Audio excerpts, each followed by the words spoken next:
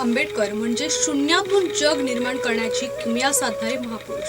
त्यांचं जीवन चरित्र हे तमाम भारतीयांना प्रेरणा देणार आहे। तर जाणून घेऊया डॉक्टर बाबासाहेब आंबेडकर यांचं जीवन चरित्र। एका अस्पृश्य समाजातील माणूस एवढी भरारी मारतो हे पाहून अनेक समाज वैज्ञानिक आश्चर्यचकित झाले।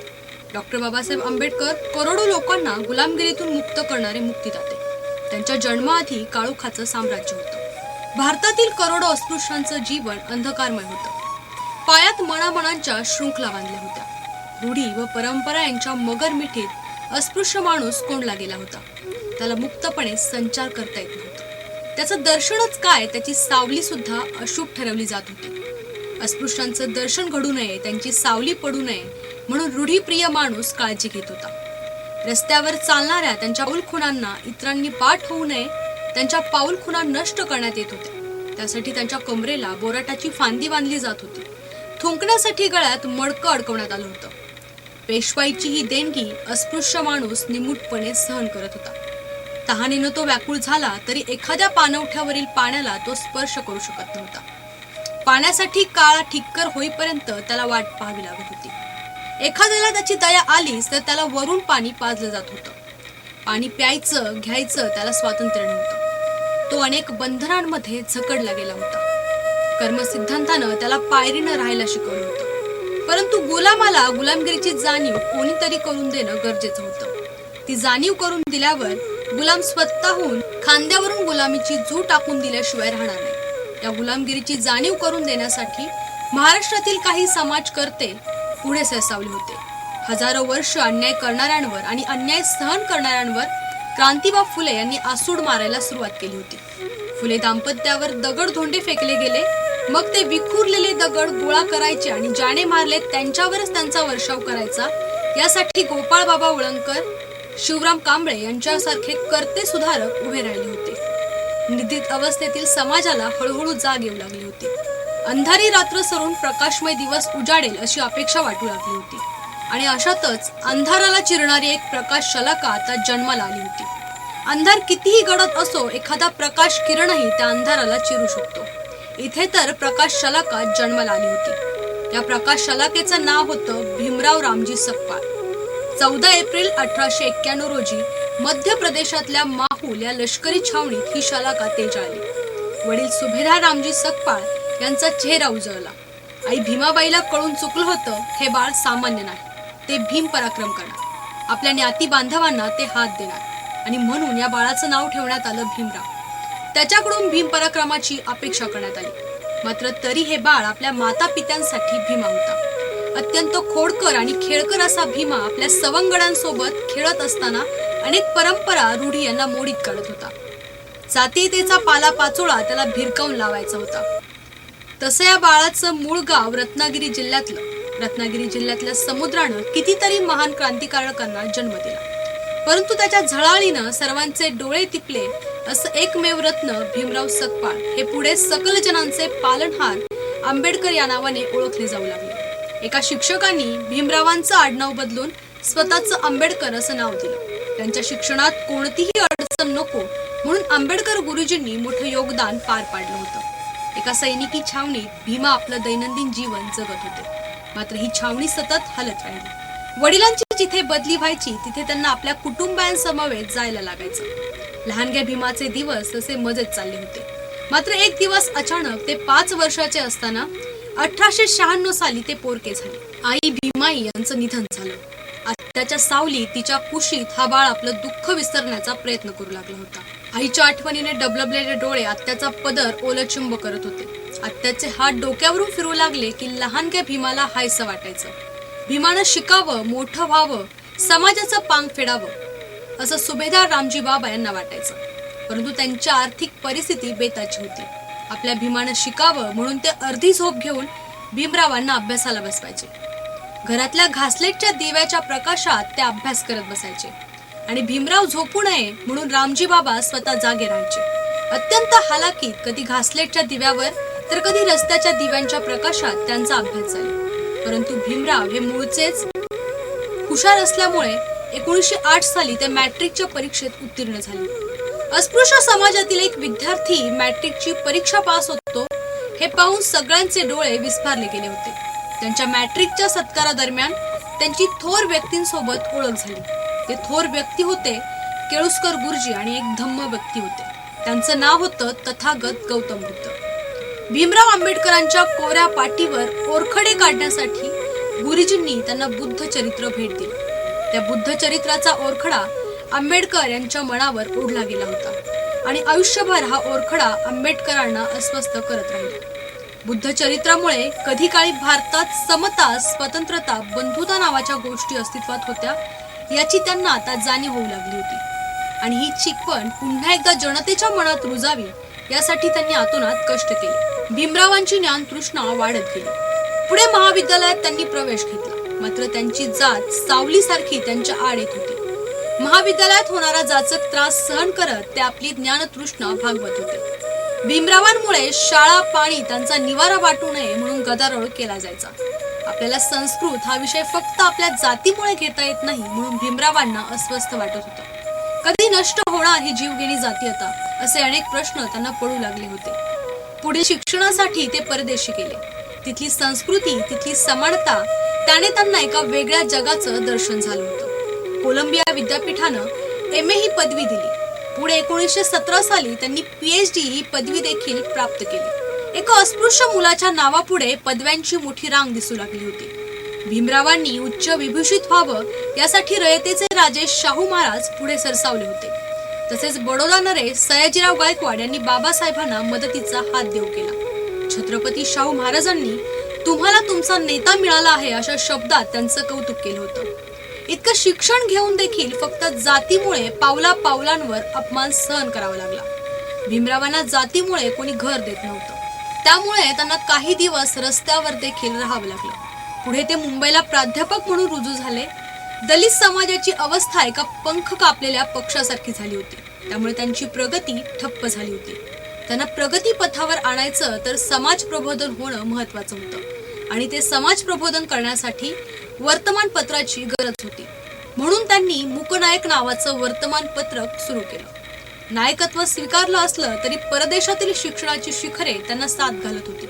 शिक्षण परिपूर्ण करण्यासाठी आंबेडकरांचा कटाक्ष होता आणि म्हणूनच त्यांनी पुन्हा एकदा परदेशात पाऊल टाकलं. शिक्षण पूर्ण होत असताना भीमरावांचं लग्न देखील झालं. भीमरावांच्या पत्नीचं नाव होतं भागीरथी. तीच पुढे रमाई झाली. दाभोळच्या खाडीत माशांच्या पाट्या धुण्याचं काम करणाऱ्या रुक्मिणी आणि भिकू धोत्रे यांची ती कन्या. मात्र आई वडिलांच्या प्रेमाला त्या लवकरच पोरक्या झाल्या. मात्र अगदी न कळत्या वयात मामाच्या खांद्यावर त्या नवरी म्हणून बसल्या. एका अशिक्षित, सोज्वळ, पापभिरू मुलीचं लग्न एका सुशिक्षित मुलाशी ठरलं. हाच मुलगा पुढे आपल्या समाजाचा मुक्तिदाते ठरणार याची रमाईंना थोडी सुद्धा कल्पना नव्हती. भागीरथींचं पुढे नाव रमाबाई ठेवण्यात आलं, परंतु भीमराव त्यांना रामू म्हणूनच हाक मारायचे. बाबासाहेबांचं परदेशात शिक्षणासाठी गेले तेव्हा रमाबाईंनी संसाराची धुरा अगदी व्यवस्थितरित्या सांभाळली. रमाबाई अत्यंत सोशिक होत्या. नवऱ्याच्या शिक्षणात खंड नको म्हणून त्या पहाटे उठून शेणाच्या गौऱ्या थापायला जात. कधी कधी रमाई अर्धपोटी राहिल्या, कधी नुसतं पाणी पिऊन त्या दिवस काढत होत्या. एका अस्पृश्य जातीतील माणूस भल्या मोठ्या पदव्या घेऊन भारतात येत आहे हे ऐकून ज्ञाती बांधवांना आनंद तर झालाच, मात्र रमाई या कल्पनेनंच आनंदून जात होत्या. मात्र भीमराव भारतात आल्यानंतर समाजकार्यात प्रत्यक्षात उतरले होते. पुढे त्यांनी बहिष्कृत हितकारणी सभा स्थापन केली. भारतात करोडो लोक बहिष्कृत होते, त्यांना बाबासाहेबांनी संघटित केलं. यामध्ये अनेक पुरोगामी विचारांचे लोक एकत्र आले होते. चिमणराव साटेलवार यांसारखे लोक यात अग्रेसर होते. 4 ऑगस्ट 1923 ला तत्कालीन मुंबई राज्य विधिमंडळात एक इतिहास बदलणारा ठराव संमत करण्यात आला. हा ठराव राव बहादूर व सीताराम केशव घोल यांनी मांडला. या ठरावाद्वारे सार्वजनिक ठिकाणचे पानवठे अस्पृश्यांसाठी मोकळे होणार होते. या ठरावाची अंमलबजावणी करण्याचं डॉक्टर बाबासाहेब आंबेडकरांनी ठरवलं. त्यासाठी महाडमधील चौदार हे सार्वजनिक तळ्याची निवड करण्यात आली होती. भारताच्या सामाजिक आणि सांस्कृतिक लढ्यास महाड शहर सिद्ध झालं होतं. आसपासच्या खेड्यातील लोक हातात लाठ्या काट्या भाकरी घेऊन महाडच्या चौदार तळ्याचं पाणी पिण्यासाठी सज्ज झाले होते. चौदार म्हणजे 4 दारानं या तळ्यात प्रवेश करता येत होता. मात्र या तळ्यानं अस्पृश्यांच्या लढ्याला चौदार केलं. पाणी सुद्धा पेट घेतं ही कवी कल्पना येथे प्रत्यक्षात लोकांना अनुभवता आली. तो दिवस होता 19 मार्च 1927चा. ज्या तळ्यावर जनावर मुक्तपणे पाणी पित होती त्या पाण्याला अस्पृश्यांनी हात लावणं हा गुन्हा होता आणि हाच गुन्हा जाणीवपूर्वक करण्यासाठी अस्पृश्य वर्ग हातात काठ्या घेऊन निघाला होता. या मोर्चाचं नेतृत्व अर्थातच डॉक्टर बाबासाहेब आंबेडकर यांनी केलं होतं. त्यांना साथ दिली होती चित्रे नाईक, सहस्रबुद्धे आणि टिपणीस या अस्पृश्य सहकाऱ्यांनी. डॉक्टर बाबासाहेबांनी तळ्यातील पाणी प्राशनन केलं. तसेच सर्व बांधवांनी तळ्यातील पाणी पिऊन सुखावलेल्या नजरेनं एकमेकांकडे पाहत होते. पाण्याला स्पर्श करण्याची मुभा नव्हती, मात्र आज स्वतःच्या ओंजळीत पाणी पिऊन हजारो वर्षांची तृष्णा शांत झाली होती. अस्पृश्यांनी तळ बाटवलं म्हणत काही समाजकंटकांनी अस्पृश्यांना रस्त्यात गाठून दगड धोंड्यांनी मारहाण सुरू केली. या स्वतः डॉक्टर बाबासाहेब आंबेडकर देखील रक्तबंबाळ झाले होते. मात्र बाबासाहेबांनी त्यांच्यावर उलट दगड भिरकवण्याची शिकवण कधीच दिली नाही. मात्र सर्व अस्पृश्यांच्या मनात हे पाणी पेट घेतच होतं. माणसानं हात लावला तर पाणी बाटतं, मात्र त्याच पाण्यात गोमूत्र शेण टाकलं की पाणी शुद्ध होतं. हा माणुसकीला काळीमा फासणारा प्रकार अस्पृश्य निमूटपणे सहन करत होते. मात्र डॉक्टर बाबासाहेब आंबेडकर यांनी अस्वस्थ झाले होते. पुढे ही आंबेडकर चळवळ सज्ज झाली होती. पुढे आंबेडकरांच्या जीवाला धोका झाला होता. सर्व अस्पृश्यांनी संघटित होऊन बाबासाहेबांचं रक्षण केलं. खरं तर संघटनाची सुरुवात आता झाली होती. महाडच्या क्रांतीमुळे डॉक्टर बाबासाहेब आंबेडकर असामान्य व्यक्तिमत्व म्हणून उदयास आले होते. नोटीबंदीसाठी आता महाडचा कार्यक्रम झाला होता. आता भेटीबंदीसाठी नाशिक शहर सज्ज झालं होतं. ज्या देवाच्या नावानं आपण उपास तापास करून प्रार्थना करतो त्या देवाला साधं भेटताही येत नाही. ज्या मंदिरात कुत्री मांजरी जातात त्यांचा बाट नाही, मात्र आपला बाट या विचारांनी बाबासाहेब संतापले होते. आता काळाराम मंदिरात प्रवेश करून कालारामचं दर्शन ह्यासाठीच नाशिककर पेट उठले होते. 2 मार्च 1930 ही तारीख मंदिर प्रवेशासाठी नक्की करण्यात आली होती. महाड प्रमाणे येथे देखील हाणामारी करण्यात आली. काळारामला कडीकुलपात बंदिस्त ठेवण्यात आलं होतं. त्यात बाबासाहेबांवर हल्ला करण्यात आला. रक्तबंबाळ बाबासाहेबांना बघून समाज पेटून उठला होता. मात्र बाबासाहेबांची शिकवण तेथे आड येत होती. अस्पृश्यांवर मिरवणुकीत सहभाग घेतला म्हणून सुद्धा अन्याय हा होतच होता. मात्र त्यांच्यात होणारी क्रांती अस्मरणीय होती. पायातील बेड्या काढून टाकायला बाबासाहेबांनी शिकवलं होतं. अन्याय सहन करणं हा सर्वात मोठा गुन्हा आहे ही बाबासाहेबांची शिकवण आंबेडकर चळवळीतून एक वेगळं वळण घेत होते. पुढे बाबासाहेबांच्या लाडक्या म्हणजेच राजरत्न पुत्राचं निधन हे त्यांच्यासाठी सगळ्यात त्रासदायक घटना होती. वरून कठोर दिसणारा माणूस त्यांचं वेगळंच रूप इतरांना पाहायला मिळालं. ग्रंथसंपदांचा ठेवा जपून राहावा म्हणून घर बांधणारे ते जगातील एकमेव व्यक्ती होते. पुस्तकांवरील असणारं नितांत प्रेम हे त्यातूनच सिद्ध होत होतं. या गृहाला त्यांनी राजगृह हे नाव दिलं होतं. यशवंत आणि मुकुंद यांची जबाबदारी पार पाडत असताना आता रमाई पुरत्या थकल्या होत्या. 27 मे रोजी अनेक लोकांच्या आई रमाई यांनी बाबासाहेबांच्या मांडीवर अखेरचा श्वास घेतला. रमाईंच्या जाण्यानं बाबासाहेबांनी स्वतःला 8 दिवस कोंडून घेतलं. आयुष्यात अनेक संकट पाहिलेले बाबासाहेब रमाईंच्या जाण्यानं पुरते खचून गेले होते. रमाईंची पंढरपूरला जाण्याची इच्छा तशीच अपूर्ण राहिली होती. जेव्हा देशातील कानाकोपऱ्यातील स्त्रिया राजगृहात येतात तेव्हा राजगृहाला नमन करून हीच आमची पंढरी आणि इथेच आमची रुक्मिणी राहत होती या जाणीवेनं बहरतात.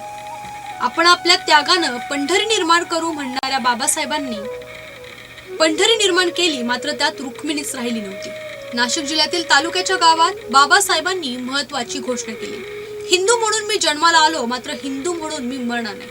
म्हणजे त्यांनी धर्मांतर करण्याचं ठरवलं होतं. मात्र बुद्ध चरित्रापासून बाबासाहेब हे संतोषले होते. त्याआधी खोती प्रथा बंद करण्याचं त्यांनी ठरवलं, कारण खोत हे अस्पृश्यांना हीनतेची वागणूक देत होते. म्हणूनच परिषदा घेऊन खोती प्रथेविरुद्ध जनमत तयार केलं आणि खोटी पद्धत नष्ट केली. कामगारांसाठी कामगिरी केल्यानं देशभरातील कामगारांशी त्यांचं नातं घट्ट झालं होतं. पुढे त्यांना महाराज्यपालांच्या मंत्रिमंडळात लेबर मेंबर म्हणून घेण्यात आलं. त्याची बीज ही कामगारांसाठी केलेल्या संपात दिसून येतात.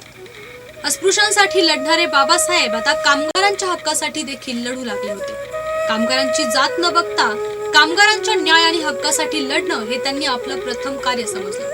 बाबासाहेब सामान्य माणसांसाठी झटत आहेत हे पाहून ते बाबासाहेबांकडे मोठ्या कौतुकाने पाहू लागले. जनतेचं त्यांच्यावर अतोनात प्रेम होतं. म्हणूनच त्यांची 50वी जयंती साजरी करण्याचं ठरवलं आणि त्यांची पहिली जयंती 14 एप्रिल 1942 पासून सुरू करण्यात आली आणि ती मुंबईतील प्रत्येक वसाहतीतील वस्त्या, पुणे, नाशिक, नगर, नागपूर याच दिवशी दिवाळी साजरी होऊ लागली। या जयंतीच्या वेळी सर्व स्तरांतून बाबासाहेबांवर कौतुकांचा वर्षाव होत होता। अनेक आठवडे जयंती साजरी करून जनतेनं बाबासाहेबांच्या प्रति असणारं प्रेम व्यक्त केलं होतं। तसेच ब्रिटिशांनी देखील बाबासाहेबांच्या कार्याची कदर केली। त्यांना 2 जुलै महाराज्यपालांच्या कार्यकारी मंडळात घेण्यात आलं। या कार्यकारी मंडळात 14 लोकांची संघटना होती। त्यात त्यांना लेबर खातं देण्यात आलं, कारण त्यांच्या हाती कामगारांचं भवितव्य सुखरूप राहील हे महाराज्यपालांना पटलं होतं। आणि पुढे बाबासाहेब महाराज्यपालांच्या विश्वासाला पात्र ठरले। पुढे त्यांनी तरुणांसाठी 1946 साली आनंद भवन, बुद्ध भवन या ठिकाणी सिद्धांत कॉलेज, आर्ट्स कॉमर्स कॉलेजची स्थापना केली। मुंबई येथे तरुणांच्या शिक्षणाची त्यांनी सोय केली। पुढे त्यांनी औरंगाबाद, मराठवाडा येथे देखील कॉलेज सुरू केलं। ठिकठिकाणी कॉलेज सुरू केल्यानंतर त्याला एका विद्यापीठाची गरज होती। पुढे 1947 साली भारत स्वतंत्र झाला। पहिल्या मंत्रिमंडळात बाबासाहेबांचा समावेश झाला। स्वतंत्र भारताचे ते पहिले विधिमंत्री झाले। राष्ट्रपती डॉक्टर राजेंद्र प्रसाद यांच्या अध्यक्षतेखाली घटना समिती स्थापन करण्यात आली। पुढे बाबासाहेबांना मसुदा समितीत समाविष्ट करण्यात आलं। काही दिवसांनी ते उपसमितीचे चेअरमन झाले। थोडक्यात ज्यांना समितीत येण्यास विरोध करण्यात आला त्यांनीच पुढे संविधानाचा मनोरा रचला। डॉक्टर बाबासाहेब हे संविधान समितीचे अध्यक्ष झाले। एवढी मोठी जबाबदारी त्यांनी स्वीकारली म्हणून नोव्हेंबर 1950 मध्ये डॉक्टर राजेंद्र प्रसाद यांनी कृतज्ञता व्यक्त केली आणि बाबासाहेबांनी मात्र या संधीचं सोनं केलं। त्यांना अभिप्रेत असणारी घटना त्यांनी सादर केली। पहिली बाब म्हणजे त्यांनी मनोसंहिता नाकारली आणि तथागतांच्या विचारांची प्रतिष्ठापना केली। संविधानाचा गाभा आणि प्रस्तावना यात त्यांनी बुद्धांचा विसर पडला नाही। बुद्धांना अभिप्रेत असणारी समता, स्वातंत्र्यता, विश्वबंधुता यांची मांडणी केली। घटना निर्मितीचं काम करून त्याला सर्व जनहितार्थ बसवण्याचं काम केल्यानं त्यांना घटनेचं शिल्पकार ही ओळख मिळाली। उपराष्ट्रपती बसतात तेथील सिंहासनावरील कोरलेली गाथा, राष्ट्रध्वजावरील अशोक चक्र, नोटांवर गर्जना करणारे 3 सिंह, राष्ट्रफूल कमळ यावरून हे लक्षात येतं बाबासाहेब सारखे विचार करत होते ते तथागत बुद्ध धर्माचा। 1947 साली मंत्रिमंडळात बाबासाहेब कायदा मंत्री होते। त्यांना नियोजन खातं देण्यात यावं यासाठी नेहरूंनी स्वतः सांगितलं होतं। बाबासाहेबांना देशाची आता आर्थिक घडी बसवण्याचं नियोजन करायचं होतं। त्या स्त्रियांची प्रस्तावना पूर्ण न झाल्यानं बाबासाहेबांनी स्वतः खुर्ची नाकारत मंत्रीपदाचा राजीनामा दिला।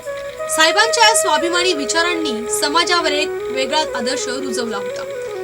बाबासाहेबांची प्रकृती खालावत चालली होती। तिथेच त्यांची डॉक्टर शारदा कबीर यांच्याशी ओळख झाली। त्या काळात बाबासाहेबांची देखरेख करण्यासाठी एका डॉक्टरची आवश्यकता होती। ती जबाबदारी डॉक्टर शारदा कबीर यांनी स्वीकारली। पुढे याचं रूपांतर त्यांच्या विवाहात झालं। डॉक्टर कबीर यांनी बाबासाहेबांची सेवा केली, वेळच्या वेळी औषध उपचार केले। डॉक्टर शारदा कबीर अर्थातच डॉक्टर सविता आंबेडकर पुढे हजारोंच्या मायझर म्हणून ओळखल्या जाऊ लागल्या। पुढे येणाऱ्या निवडणुकीत झालेल्या पराभवानंतर डॉक्टर बाबासाहेब आंबेडकरांनी रिपब्लिकन पार्टी ऑफ इंडिया या पक्षाची घोषणा केली। मात्र पक्ष स्थापन होण्याआधीच बाबासाहेबांचं महापरिनिर्वाण झालं। बाबासाहेबांचं काही जीवन कार्य हे तथागतांचा धर्म स्वीकारणं व लाखो लोकांना स्वीकारायला लावणं हेच होतं। 1954 साली बाबासाहेबांनी भारतीय बौद्ध महासभा संघटनेची स्थापना केली। 1955 साली भारत सरकारनं गौतम बुद्धांची 2500वी जयंती साजरी करण्याचं ठरवलं। या जयंती कालखंडात बौद्ध धर्माची दीक्षा घेण्याचं बाबासाहेबांनी ठरवलं। 1 लाख लोकांनी तरी दीक्षा घ्यावी अशी इच्छा बाबासाहेबांची होती। बाबासाहेबांनी 14 ऑक्टोबरला धम्म दीक्षा घेतली आणि त्याचबरोबर 5 लाख लोकांनी दीक्षा घेतली आणि बौद्ध धर्मात प्रवेश केला। बौद्धांचा प्रचार प्रसार करण्यात ते यशस्वी ठरले होते। 6 डिसेंबरला बाबासाहेबांचं महापरिनिर्वाण झालं। दिल्ली येथील घरात रात्री झोपेत त्यांचं निधन झालं। निधन होईपर्यंत धम्म, विचार, राजकारण, आपला समाज या सर्व गोष्टींसाठी ते सतत कार्यरत होते। जीवनाच्या अखेर त्यांनी बुद्ध अँड हिज धम्म हा ग्रंथ लिहिला। बाबासाहेबांच्या महापरिनिर्वाणाची बातमी समजतात सारा समाज पोरका झाला होता। सर्व लोकांची पावलं राजगृहाकडे वळली होती। त्यांच्या सगळ्यांचे करते करविते त्यांना जीवन जगण्याची दिशा दाखवून त्यांना सोडून गेले होते। असे भारतरत्न डॉक्टर बाबासाहेब आंबेडकर यांना भारतीय जनमतकडून मानाचा मुजरा।